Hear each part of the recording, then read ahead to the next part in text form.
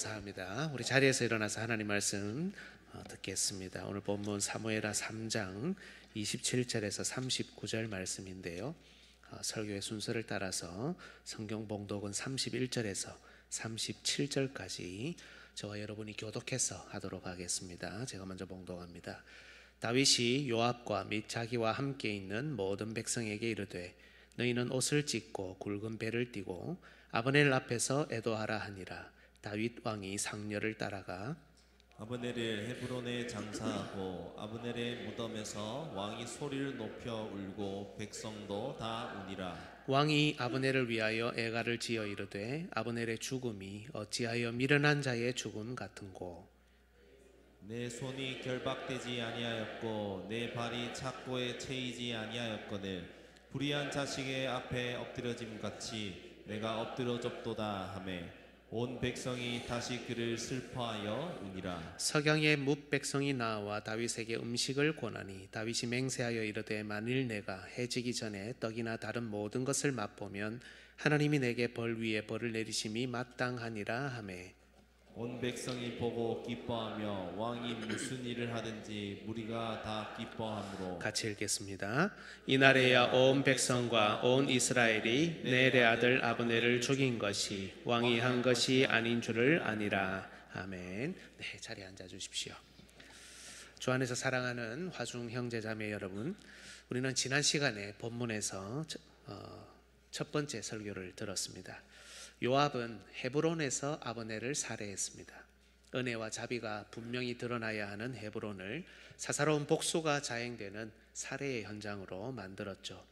이로써 이스라엘의 은혜롭고 자비로운 왕 다윗은 정치를 위해 권모술수를 부리는 왕, 겉과 속이 다른 왕, 비겁하고 비열한 왕으로 오해받게 되었습니다. 이때 다윗은 가장 먼저 이 일이 자신과 자신의 나라와는 상관없는 일이라 선포합니다. 그리고 이 일을 자행한 요압을 저주하죠. 다윗의 이 모습은 어쩌면 다른 사람들이 더 의구심을 가질 만한 그런 말과 행동이었지만 다윗은 주저하지 않았습니다. 온 이스라엘의 참된 왕으로 등극하기 전에 다윗은 반드시 하나님 나라가 어떤 나라인지를 드러내야 했기 때문이죠. 메시아의 왕국은 이런 악행을 절대 인정하지 않는다는 것입니다. 여기서 우리가 생각했던 적용점이 있었습니다. 우리도 요압처럼 사실 하나님 나라와 무관한 말과 행동을 서슴지 않을 때가 있죠. 몰라서 그런 경우도 있을 겁니다. 하지만 요압처럼 알면서도 그렇게 할 때가 종종 있습니다. 왜 그럴까? 요압이 왕 다윗을 두려워하지 않았던 것처럼 우리도 우리의 왕이신 예수 그리스도의 다스림과 통치를 두려워하지 않기 때문입니다. 어쩌면 이제는 익숙해서 그럴 수도 있고 어쩌면 이제는 내가 어느 정도 된다고 생각해서 그럴 수도 있으며 어쩌면 내가 이렇게 해도 하나님 나라에서 여전히 받아들여질 것이다 착각하기 때문일 겁니다. 그래서 오늘도 우리는 예수 그리스도께서 나와는 상관없다 하실 그 내용을 적극적으로 실천하고 있는지도 모릅니다. 이제 우리는 예수 그리스도께서 하신 선언을 우리 가슴에 새겨야 합니다. 나와는 무관하다, 나는 너를 모른다 라고 하신 주님의 말씀을 있는 그대로 받아 이제는 그런 말과 행동이 정말 나와는 상관없는 그런 삶을 살아야 합니다. 우리 옆에 있는 분들에게 서로 축복해 볼까요? 은혜롭게 삽시다. 한 번 더 인사할 때 주님과 상관 있는 삶을 삽시다 이렇게 하면 좋겠습니다. 네, 정말 우리는 하나님 나라의 원리대로 살려고 노력해야 되겠습니다. 비록 부족하고 또 실수하고 때론 이 일에 자주 실패하더라도 말씀으로 무장하여 다시 하나님 나라를 제대로 살아내야 하겠습니다. 오늘은 다윗의 네 가지 행동 중에 바로 두 번째, 세 번째 행동을 살피면서 본문을 좀 더 들여다보고자 합니다. 오늘도 말씀을 통해 찔림도 받고 또 교훈도 받고 또 다짐도 하는 그런 은혜로운 말씀의 시간이 되시기를 예수님의 이름으로 축복합니다. 여러분, 아브넬의 죽음에 대한 다윗의 두 번째 행동이 무엇입니까? 그것은 바로 슬퍼하는 겁니다. 31절을 다시 보십시오. 다윗이 요압과 및 자기와 함께 있는 모든 백성에게 이르되 너희는 옷을 찢고 굵은 배를 띠고 아브넬 앞에서 애도하라 하니라. 다윗 왕이 상녀를 따라가 32절 아브넬을 헤브론에 장사하고 아브넬의 무덤에서 왕이 소리를 높여 울고 백성도 다 우니라. 왕이 아브넬을 위하여 애가를 지어 이르되. 다윗은 먼저 모든 백성에게 애도를 명령합니다. 슬퍼하라 이렇게 말한 거죠. 또한 직접 아브넬의 장례식에 참여하여 백성과 함께 소리 높여 웁니다. 그리고 아브넬을 위한 애가를 지어 부릅니다. 여러분 어떻습니까? 혹시 이 장면이 우리가 흔히 상갓집 조문하듯이 먼저 떠나보낸 사람 추억하고 또 그의 삶을 회상하며 낙심하고 괴로워하는 그런 슬픔처럼 보이실런지요? 하지만 여러분, 이것은 단지 그의 죽음을 슬퍼하는 것이 아닙니다. 아브넬은 평생 다윗을 대적했던 사람이었습니다. 이렇게까지 슬퍼할 그런 추억을 서로 공유했다고 보기 어렵습니다. 그렇다면 다윗의 이 슬픔은 도대체 무슨 슬픔이란 말입니까? 애가의 내용을 우리가 잘 볼 필요가 있습니다. 33절 한번 보실까요? 왕이 아브넬을 위하여 애가를 지어 이르되 아브넬의 죽음이 어찌하여 미련한 자의 죽음 같은고. 이 미련한 자의 죽음 같다라는 말은 마치 악인이 죽는 것처럼 저주받은 죽음이다, 의인인데 저주받은 죽음이다, 이런 뜻입니다. 내 손이 결박되지 아니하였고 내 발이 착고에 채이지 아니하였거늘. 이것은 죄인이 아닌데 죄인처럼 결박되고 착고에 차인 그런 모습으로 죽었다라는 의미죠. 불의한 자식의 앞에 엎드러짐 같이 내가 엎드려졌도다. 여기서 말하는 불의한 자식이 누구겠습니까? 요압이겠죠, 그죠? 요압이 바로 이 자를 죽였다. 하나님 나라 안에서 의인이 불의한 자에게 억울한 죽임을 당했다 하는 것이 애가의 내용입니다. 여러분, 아브넬은 메시아가 용서하고 하나님 나라로 받아들인 사람이에요. 사람의 눈에는 그는 악했습니다. 그의 의도도 선하지 못했습니다. 평생 메시아를 대적했던 악인이었습니다. 그런데 하나님께서 용서하신 사람이라는 겁니다. 하나님께서 용서하신 사람, 성경적인 용어로 뭐라고 부르겠습니까? 의인입니다. 하나님이 용서하신 사람, 바로 의인이 아브넬이었습니다. 그런데 사사로운 복수심에 가득 차 하나님 나라의 원리보다는 자신의 욕망과 자존심, 자기의 권력에 목을 매는 불의한 자식이었던 요압이 이 의인을, 그것도 참된 왕이자 메시아인 다윗이 다스리는 이 하나님 나라 안에서 살해했습니다. 지금 다윗은 단지 아브넬의 죽음 그 자체를 슬퍼하는 것이 아니라 의인 아브넬이 죽게 된 이 모든 상황을 보고 있는 겁니다. 이런 추악한 범죄가 하나님 나라에서 일어난 현실이 슬픈 겁니다. 불의한 자식이 득세하고 악인의 범죄가 힘을 얻은 교회의 비참한 현실이 아픈 겁니다. 하나님께서 용서하신 의인이 억울하게 죽은 것, 이 아름다운 하나님 나라에서 의인이 복과 은혜를 누리지 못한 채 악인의 복수에 의해서 죽임을 당한 것, 이 엄청난 거짓 복음이 메시아의 은혜와 자비를 가리는 그 모든 상황이 슬픈 겁니다. 그래서 다윗은 그저 자기만 슬퍼한 것이 아니라 온 백성이 함께 애도하도록 명령했던 겁니다. 사실 다윗을 따르는 이 백성과 아브넬 사이에는 사적인 교류가 더 없었을 겁니다. 따라서 장례식에 참여할 만한 그런 조문할 이유가 전혀 없었다는 뜻입니다. 하지만 이 백성도 하나님 나라의 일원이었기 때문에 이 비참한 교회의 현실을 직시해야 했습니다. 이 범죄 사실은 결코 그냥 묻혀서는 안 됩니다. 온 교회가 알고 함께 슬퍼해야 할 일이라는 겁니다. 모든 백성도 이 의미를 짐작했기 때문에 이 애가를 듣자마자 다시 슬퍼하게 된 겁니다. 사무엘하 3장 34절 끝부분, 온 백성이 다시 그를 슬퍼하여 우니라. 주 안에서 사랑하는 여러분, 여러분은 혹시 신앙생활을 하시면서 슬퍼하라는 권면을 들어보신 적이 있습니까? 거의 없으시죠? 기뻐하라, 감사하라, 이런 권면은 많이 들었습니다. 이런 권면은 쉽게 아무런 거리낌 없이 받아들이고 또 즐겁게 아멘으로 화답할 수 있습니다. 하지만 슬퍼하세요, 슬퍼하셔야 됩니다 라는 권면, 여러분은 아멘으로 받아들일 수 있겠습니까? 만약 제가 여기서 여러분 정말 슬퍼하셔야 됩니다 라고 선포한다면, 목사님 왜 저러시지? 저 일이 나와 무슨 상관이라고 저렇게 말씀하실까? 이러지 않으시겠습니까? 하지만 여러분, 성령 하나님께서는 오늘 본문을 통해 우리에게도 같은 슬픔을 명령하십니다. 그저 동정하거나 혹은 뭔지 몰라 그냥 슬퍼하는 척하는 것이 아니라 정말 아파하며 슬퍼할 것을 명령하십니다. 이 슬픔은 세상 사람들의 슬픔과는 다릅니다. 세상 사람들은 건강을 잃거나 경제활동에 타격을 입거나 자녀의 진로가 열리지 않거나 하는 일이 잘 되지 않을 때 슬퍼하고 낙심합니다.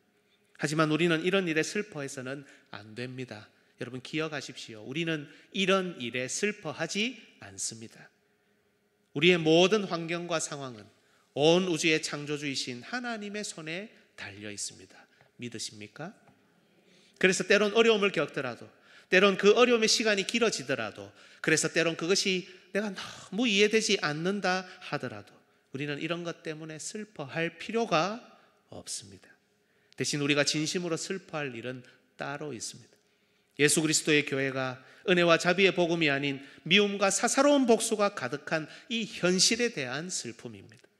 교회 안에 하나님 나라의 원리가 아닌 거짓 복음과 악의 세력이 득세하는 것에 대한 슬픔입니다.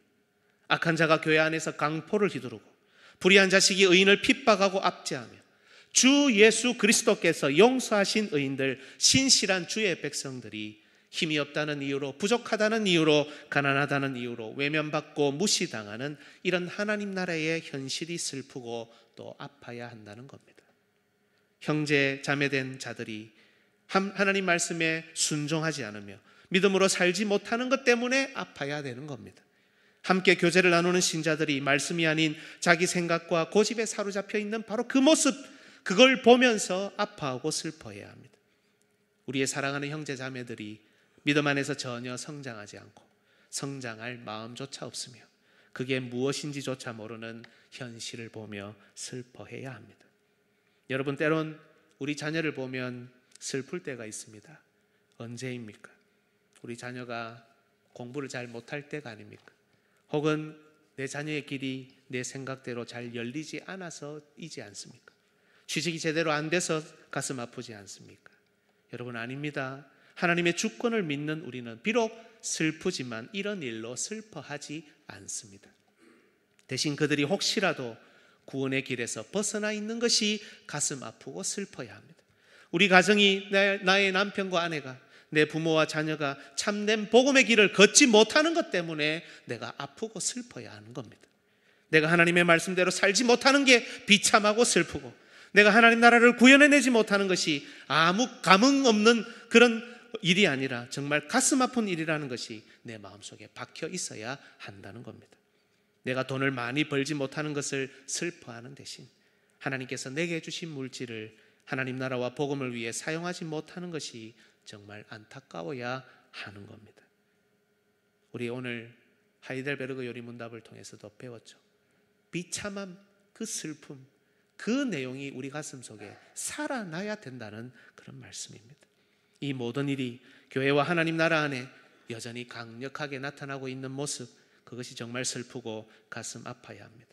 이런 복음의 길과는 다른 모든 일들을 보며 남의 일이라 생각하지 않고 우리 교회의 문제, 나의 문제, 하나님 나라의 문제라 생각하며 슬퍼할 수 있어야 한다는 것입니다. 여러분, 31절을 다시 보십시오. 여러분 한번 읽어보시겠습니까? 시작. 다윗이 요압과 및 함께 있는 모든 백성에게 이르되 너희는 옷을 찢고 굵은 배를 띠고 아브넬 앞에서 애도하라 하니라. 여러분, 심지어 다윗은 죄를 범한 요압에게도 슬퍼하라고 명령합니다. 사사로운 복수심에 불타 사람을 죽인 놈에게 슬퍼하라니요. 너무 앞뒤가 안 맞는 말씀이지 않습니까? 이게 무슨 말일까요? 바로 요압에게 회개의 기회를 주고 있는 겁니다. 그의 범죄가 남의 일이 아니라 하나님 나라, 다윗의 나라 전체의 심각한 문제라는 겁니다. 이 미움과 복수로 물든 나라를 깨끗하게 정결하게 하려고 다윗은 요압에게까지 그의 죄에 대하여 슬퍼하도록 함께 명령하는 겁니다. 주 안에서 사랑하는 여러분, 오늘 다윗이 선포한 슬픔이 여러분의 슬픔과 얼마나 일치하는지 모르겠습니다. 만약 우리의 슬픔이 고작 우리의 일이 안 되는 것에 관한 슬픔이라면, 고작 우리 생각대로 일이 잘 풀리지 않는 것에 관한 아픔이라면, 예수 그리스도의 교회, 하나님 나라에 관한 아픔과 슬픔이 전혀 없이 괴리가 크다면 그것은 분명 우리가 신앙과 삶에 있어서 놓치는 하나님 나라의 원리가 있다는 뜻일 겁니다. 여러분 기억하십시오. 우리는 환경과 상황 때문에 슬퍼하지 않습니다. 대신 우리는 예수 그리스도의 나라를 더럽히는 죄 때문에 슬퍼해야 하고 이 슬픔이 오히려 우리 속에서 일어나야 하는 겁니다. 성령 하나님의 슬픔에 관한 이 명령이 여러분 가슴 속에 박혀 살아나는 은혜 있으시기를 예수님의 이름으로 축복합니다. 그렇다면 여러분 다윗이 보인 세 번째 행동은 무엇입니까? 35절을 다시 보겠습니다. 석양에 뭇백성이 나와 다윗에게 음식을 권하니 다윗이 맹세하여 이르되 만일 내가 해 지기 전에 떡이나 다른 모든 것을 맛보면 하나님이 내게 벌 위에 벌을 내리심이 마땅하니라 하매 그것은 바로 금식입니다. 다윗이 온 백성에게 선포한 이 애도와 슬픔은 날이 저물 때까지 계속되었습니다. 석양이 지는 시간 백성들이 다윗에게 나와 이제 슬픔을 거두고 음식을 먹도록 권합니다. 하지만 다윗은 그날 하루를 온전히 이 슬픔과 애통에 잠겨 있길 원했습니다. 아니 그래야만 했습니다. 이 나라에 발생한 이 비참한 일이 결코 적은 것이 아니었기 때문입니다. 심지어 하나님 나라를 허물 수 있는 강력한 범죄였기 때문입니다. 그래서 다윗은 그저 슬픔을 표하기 위해 금식하겠다는 정도가 아니라 적어도 이날 하루만큼은 아무것도 먹지 않으며 온전히 이 일을 더 깊이 슬퍼하며 애통하겠다고 선언한 것입니다. 그런데 여러분 이 선언 이후에 정말 놀라운 일이 일어났습니다. 36절을 볼까요? 같이 읽습니다. 온 백성이 보고 기뻐하며 왕이 무슨 일을 하든지 무리가 다 기뻐하므로 다윗이 금식하며 더 깊이 슬퍼하고 애통하겠다는 이 선언이 슬픔에 잠겨있던 백성에게 오히려 기쁨을 선사했습니다. 또한 37절을 볼까요? 이날에야 온 백성과 온 이스라엘이 넬의 아들 아브넬을 죽인 것이 왕이 한 것이 아닌 줄을 아니라. 그들 마음속에 남아있던 일말의 의심, 정말 다윗 왕이 이 일에 조금도 관여하지 않았을까라는 생각을 거두어서 그들의 왕이 이 일에 정말 깨끗하다는 것을 알게 되었습니다. 여러분, 메시아의 왕국은 비록 잠시 슬픔에 잠겼지만 이 슬픔에 완전히 압도되지는 않았습니다. 비록 다윗이 선을 그어야 했을 만큼의 엄청난 죄가 온 나라를 오염시켰지만 이 메시아의 나라는 죄와 사망의 세력에 완전히 정복당하지 않았습니다. 왕국 전체를 뒤덮었던 슬픔과 아픔이 바로 기쁨으로 바뀌었기 때문입니다. 무엇 때문에 슬픔이 기쁨으로 바뀌었습니까? 바로 이 나라의 왕 구약의 메시아 다윗이 이 사건을 진심으로 가슴에 담고 슬퍼하며 애통했기 때문입니다. 비참하게 살해된 아브넬의 죽음을 잠시 슬퍼하는 것을 넘어 해가 지기 전까지는 그 어떤 음식도 먹지 않으며 그날 하루를 온전히 끝까지 이 한 사람의 죽음이 가져온 슬픔과 아픔을 친히 담당하겠다고 선언했기 때문입니다. 백성은 여기서 다윗의 이 슬픔, 다윗이 지어 부른 이 애가가 단지 정치적인 제스처가 아니라 억울하게 죽은 한 사람에 대한 진정한 슬픔과 애통이었다는, 메시아의 슬픔이었다는 것을 보았던 겁니다. 이 한 불쌍한 의인의 죽음에 대한 왕의 진정성, 하나님께서 다스리는 나라에 대한 진정성을 본 백성은 남아있는 의심과 오해를 모두 거두었습니다. 그리고 이 나라가 미움과 복수가 가능한 나라가 아닌 사랑과 용서의 복음이 다시금 뒤덮이는 아름다운 나라가 될 것을 소망할 수 있었던 것입니다. 그래서 그들의 슬픔이 기쁨으로 바뀌었던 겁니다. 주 안에서 사랑하는 여러분, 여기서 우리는 주 예수 그리스도의 자비롭고 은혜로운 봉사를 맛볼 수 있습니다. 아브넬은 의로운 자가 아닙니다. 평생을 악하게 살았습니다. 자신의 권력을 유지하기 위해 이스보셋을 꼭두가시로 세웠고 사울의 첩을 취하는 있을 수 없는 범죄를 통해 자신의 세를 과시했던 사람입니다. 또한 그는 평생 다윗을 대적했습니다. 그 힘이 떨어지자 다윗에게 투항했습니다. 그것조차도 의도가 있어 보입니다. 새로운 나라에서 새로운 자리를 기대하는 것이 우리 눈에도 보이지 않습니까? 하지만 이런 자도 항복하며 용서를 청했을 때 다윗은 그를 용서하며 받아들였습니다. 그의 과거를 묻지 않습니다. 이런 완악한 자도, 선한 의도가 아닌 자도 회개할 때 하나님 나라는 받아들인다는 것을, 이 은혜와 자비의 나라라는 것을 드러냈습니다. 그런데 이 모든 죄를 용서받은 이 의인이 바로 이 나라 안에서 죽임을 당했습니다. 왕이 손쓸 틈도 없이 완악한 자들이 이 세 가족을 죽이고 쫓아낸 겁니다. 인간적으로 어쩌면 이 아브넬은 다윗에게 가시 같은 존재였을 수도 있습니다. 그래서 차라리 잘된 일인지도 모릅니다. 하지만 다윗은 이 한 사람, 하나님 품으로 돌아온 이 한 사람을 진심으로 슬퍼합니다. 이 사람이 왕국의 은혜와 복을 조금 더 누리지 못한 채 억울하게 죽임을 당한 것을 정말 가슴 깊이 슬퍼합니다. 그의 무덤까지 따라가 온종일 웁니다. 더 나아가 해가 질 때까지 그 어떤 음식도 입에 대지 않은 채 그의 진심 어린 슬픔과 가슴 아픔을 그대로 드러냅니다. 주 안에서 사랑하는 여러분, 다윗보다 더 완전한 왕이신 우리 주님도 그렇습니다. 때론 우리가 본문을 읽으면서 본능적으로 아브넬을 상대화하고 또 제3자처럼 생각하며 그를 비판하고 평가하지만 사실 우리가 아브넬 같은 사람이 아닙니까? 하나님께서 세우신 왕 예수 그리스도께 반역하며 우리 자신의 권세와 자존심을 지키기 위해 말씀에 대항하는 자들이 바로 우리 아닙니까? 그러나 우리 주 예수 그리스도는 은혜로우십니다. 이런 우리가 우리의 죄를 회개하며 용서를 구하더라도 우리 주님은 이런 우리를 끝까지 매번 받아주시는 분이십니다. 회개하고 또 범죄하고 또 범죄하며 회개해도 자비롭게 용서해 주시는 분이 바로 우리 주님이십니다. 우리 주님은 회개할 것이 없는 의인 99으로 말미암아 기뻐하시는 것보다 죄인 한 사람의 회개를, 바로 우리 한 사람의 지금 행하는 회개를 더 기뻐하시는 분입니다. 뿐만 아니라 우리 주님은 때론 우리가 억울한 일을 당하고 왕국의 은혜와 복을 누리지 못한 채 외면당하는 현실을 보며 진심으로 그것을 보며 슬퍼하고 아파하시고 걱정하는 분입니다. 우리만 슬프고 우리만 아픈 것이 아닙니다. 우리의 억울함, 우리가 오늘도 눈물을 삼키며 우리의 자존심을 구겨가며 사명을 지키고 오늘도 외면당하고 제외되는 것을 보시며 우리 주님이 슬퍼하시고 우리 주님이 종일 그 슬픔과 아픔을 담당하시겠노라고 직접 표현하고 계시는 것입니다. 혹시 교회에 와서도 돌봄을 받지 못해 가슴 아픈 분들이 이 자리에 계십니까? 관심을 받지 못하고 외면당해 상처받았던 분들 있습니까? 이 시간 이 자리에서 여러분에게 슬픔과 아픔을 표현하시는 우리 주 예수 그리스도를 바라보십시오. 여전히 하나님 나라의 은혜와 복을 누리지 못하는 여러분을, 이 나라의 돌봄을 받지 못하는 여러분을 보며 슬퍼하시고 그 모든 아픔을 담당하시겠다고 말씀하시는 분이 바로 우리 주님이십니다. 다윗은 하루를 굶었지만 우리 주님은 40일을 굶으셨고 심지어 이런 우리를 위해 자신의 목숨을 십자가에서 주시기도 하셨습니다. 우리 주님은 앞에서는 용서하시는 척하면서 뒤에서는 우리를 치는 그런 분이 아닙니다. 사람은 그럴 수 있습니다. 목사도 그럴 수 있습니다. 장로도 그럴 수 있습니다. 집사와 권사도 그럴 수 있습니다. 사랑하는 형제 자매들도 사람이기 때문에 앞에서는 용서하는 척하면서 뒤에서는 머리를 때릴 때도 있습니다. 하지만 우리 주님은 결코 그런 분이 아닙니다. 앞에서는 우리를 아끼는 척, 사랑하는 척, 위하는 척하면서 실제로는 우리를 마음에서 제외하시는 그런 분이 아닙니다. 어떤 상황에서도 회개하는 죄인을 사랑하시며 한 영혼도 놓치지 않으시고 그에게 나오는 모든 백성을 붙들고 보호하시는 분이 바로 우리 주님이십니다. 그 모든 백성의 모든 억울함을 친히 담당하시며 끝까지 구원하시는 분이 바로 우리 주님입니다.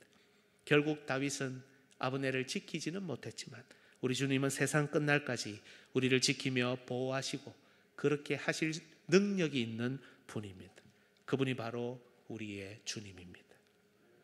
주 안에서 사랑하는 여러분, 말씀을 정리하겠습니다.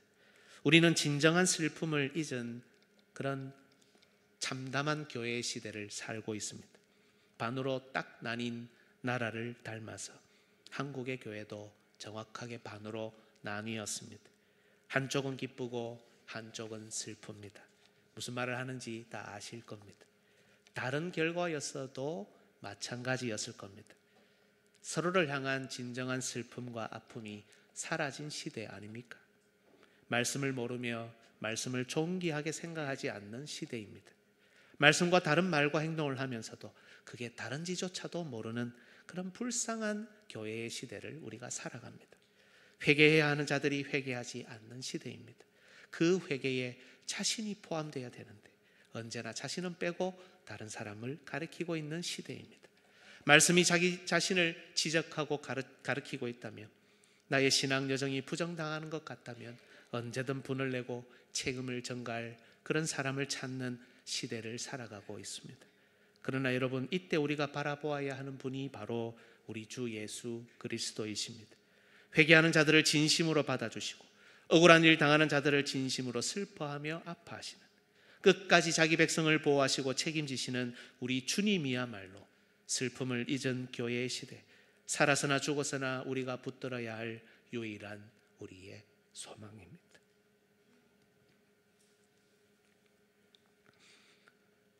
이제 진정한 슬픔을 회복합시다. 오늘도 우리에게 진정한 슬픔을 명령하시는 우리 주님께 나아가야 합니다. 우리 주님께서 이런 슬픔을 가지고 있는 자들을 그 슬픔을 기쁨으로 바꾸어 주실 것입니다. 우리 남은 생에 이러한 은혜를 풍성히 받아 누리는 모든 주의 백성 되시기를 예수님의 이름으로 축복합니다. 아멘.